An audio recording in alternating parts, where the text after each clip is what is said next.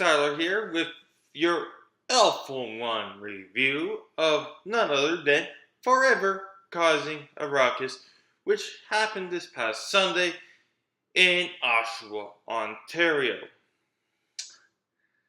These are the results of the matches. So the first match on the card was Space Pirates versus the Frat.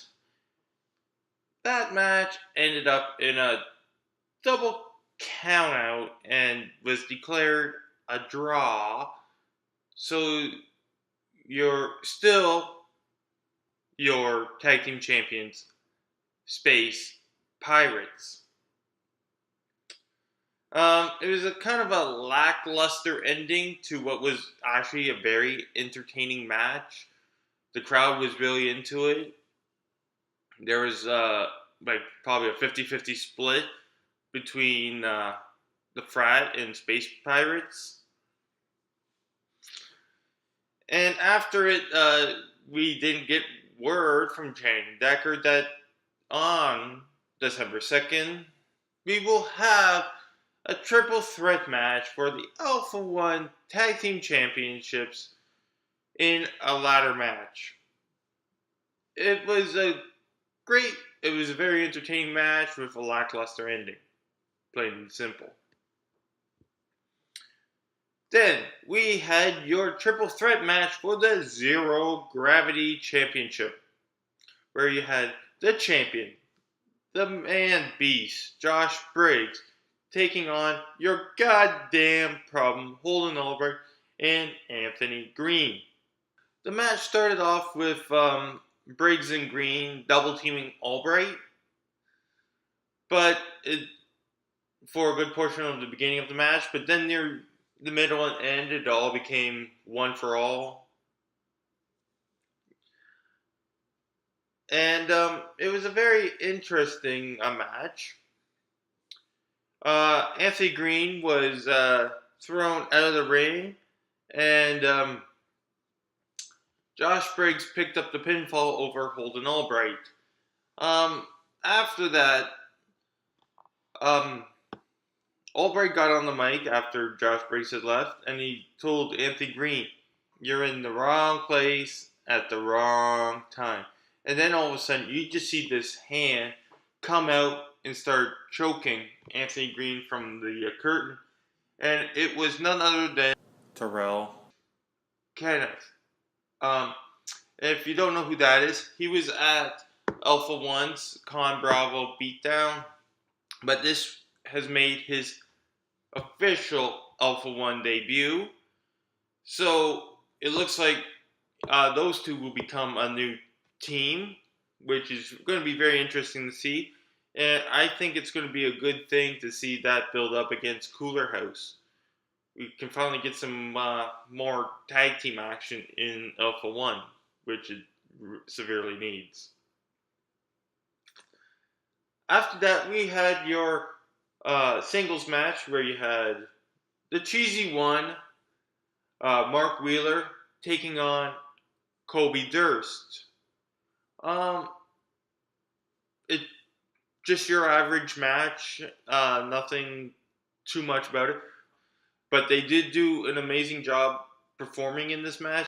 So then we went on to your 4-on-4 elimination match where you had Team BMD, which consists of BMD, WWE Legend, D'Lo Brown, and All Ego Ethan Page, as well as the other half of Cooler House, Gregory Iron,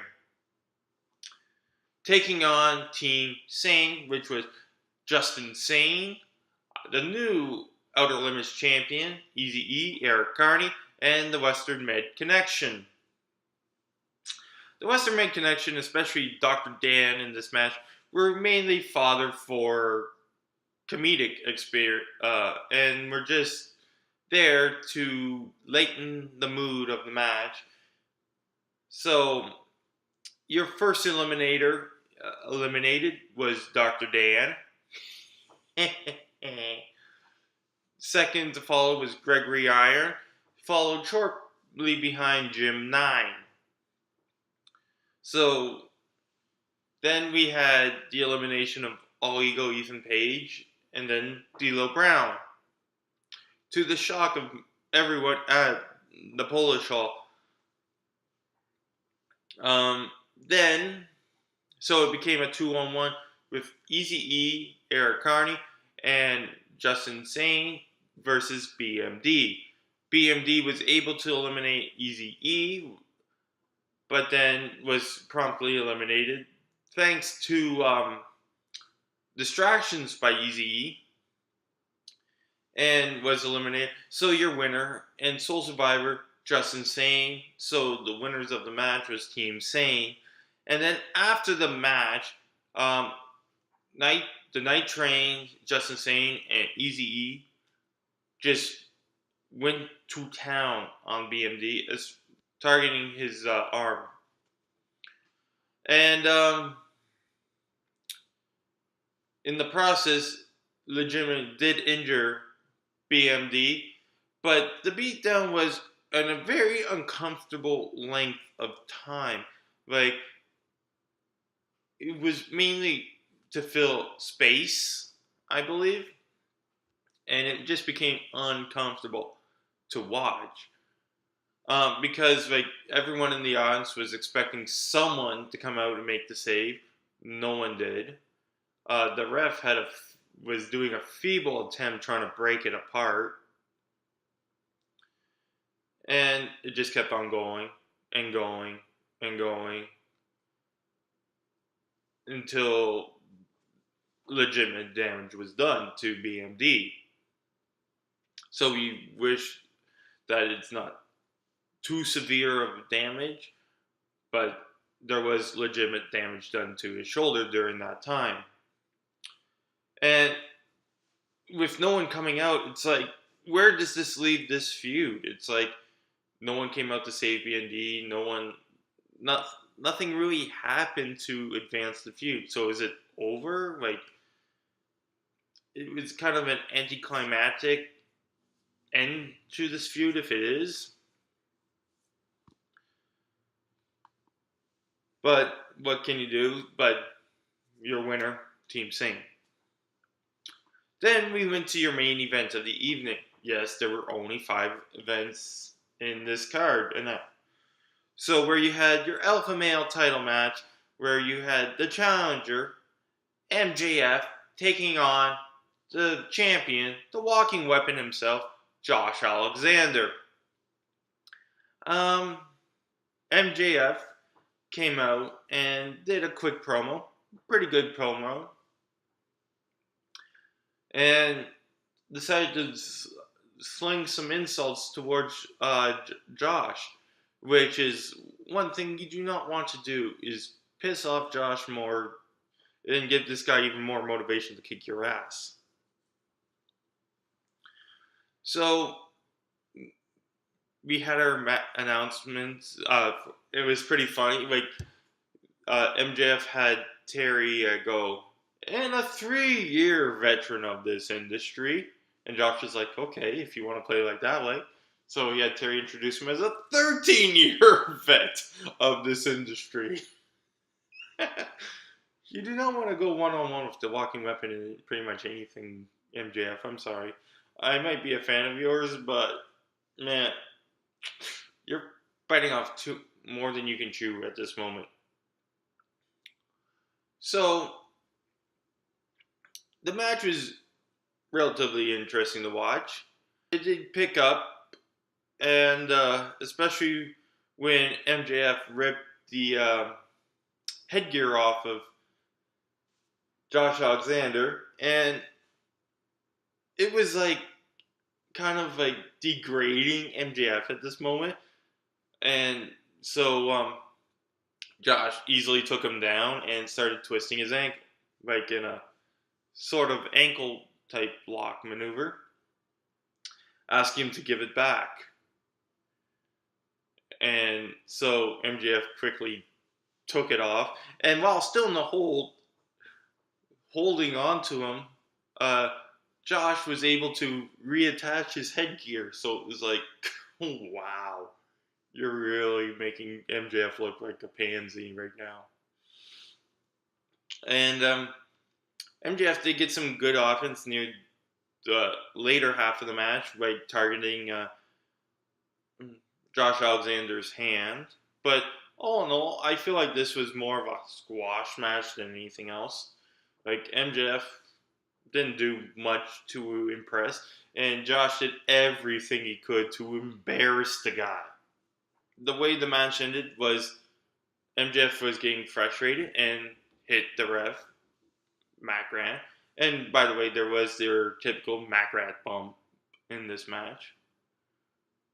And so he called for the bell, and it was an immediate disqualification. So your winner, and still Alpha Male Champion, Josh Alexander, which was another lackluster ending, I feel.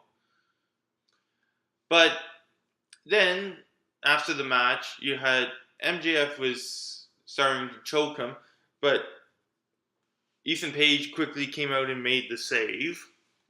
So, in a lackluster promo, which is rare from MJF, which was like he was hidden off center, not even standing, like saying I'm better than you and all that stuff, which kind of made it look even weaker.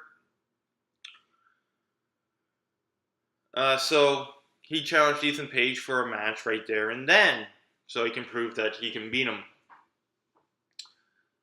But Ethan Page was like, no, I've already beat you. I'm going to beat you again in Final Act 9. But you can make it worth my while to have a match right now if you put up your newly run Elite International Championship. So, begrudgingly, MJF agreed to it. And probably in the quickest match you'll ever see, MJF raked the eyes, and when he went to go against the ropes, Josh tripped him and then gave him one good clock, spinning Dwayne, 1, 2, 3, new Elite International Champion, all ego, Ethan Page. And in a final embarrassment to MJF, they took his scarf, draped it on him, and those two stood over his laid out body, which, in my opinion, is the burial of MJF. Like, they really buried MJF at this card. Like, hard buried him. So that was your card. A good effort by Alpha-1. Not their best, unfortunately. And near the end, it just felt like it was drawn out a little too much. And I would have preferred them having a 6 match or something, like more matches, because it was probably the shortest Alpha-1 card I've ever seen. That's the review for Alpha-1 Forever Causing a Ruckus. Sorry it wasn't as highly, I'm not as high on it as I'm usually on for these events, but I'm here to tell you guys the truth, and this is a solid card, but not the best that Alpha-1 has put forward. So, for everyone in attendance, your final Alpha-1 card for 2018 will be Final Act 9 at the Knights of Columbus in Hamilton, Ontario. Make sure you pick up your tickets now. And don't forget to follow me on my social media feeds on YouTube at TyColes, on Twitter at Ty_guy1988, and on Instagram at TyColes88. As well, don't forget to follow the other members of TyCin-Papi Production, Cindy and Brian. As well, don't forget to follow Keegs on their social media feeds as well. If you want to see more broad-based wrestling shows or see our collaborative hype videos, please don't forget to subscribe to TyCin-Papi Productions on YouTube. So, I hope you all have a good day, and I'll see you all at the next Alpha-1 event. Peace out, all.